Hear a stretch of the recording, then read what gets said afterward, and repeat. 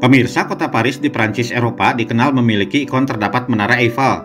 Menara Eiffel selesai dibangun pada tahun 1889. Tetapi pada periode bersamaan, Menara Eiffel sebenarnya juga pernah ada di Tasikmalaya, Jawa Barat, yaitu pada tahun 1898. Pada masa itu, Menara Eiffel menjadi ada dua, satu di Paris, Prancis, dan satu lagi di Tasikmalaya, Jawa Barat.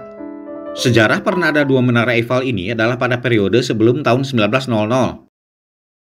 Pemirsa, kembali bertemu dengan saya, di mana saya kali ini menceritakan bahwa Menara Eiffel pernah ada di Tasikmalaya. Bagaimana ceritanya? Nah, beginilah.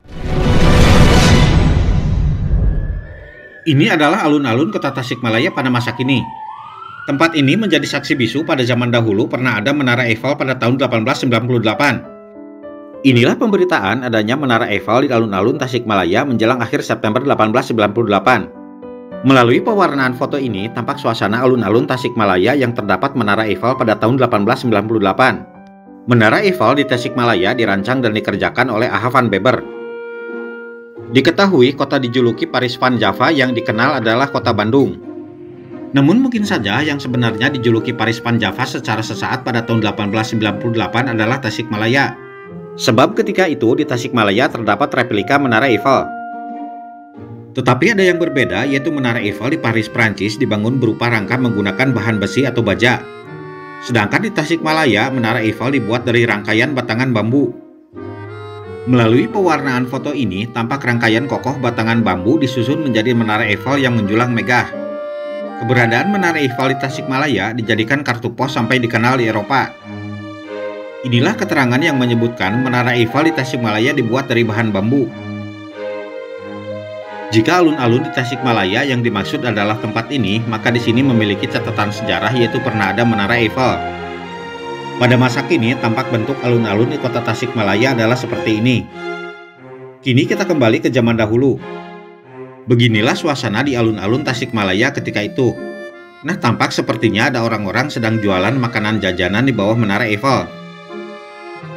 Pembangunan Menara Eiffel di Tasikmalaya didirikan untuk perayaan penobatan Wilhelmina sebagai Ratu Belanda pada tahun 1898. Ini adalah suasana perayaan di Tasikmalaya di mana banyak masyarakat menyaksikan hiburan di bawah Menara Eiffel. Pada perayaan ini tampak sejumlah orang Cina membuat mainan kura-kura dari kertas, sedangkan penduduk lokal menggotong dan menjadi pemeriah. Pada masa kini, sejarah di alun-alun Tasikmalaya pernah ada Menara Eiffel kini sudah terlupakan zaman.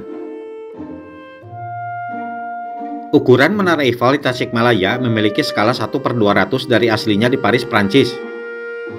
Ini adalah bentuk pondasi Menara Eiffel di Paris.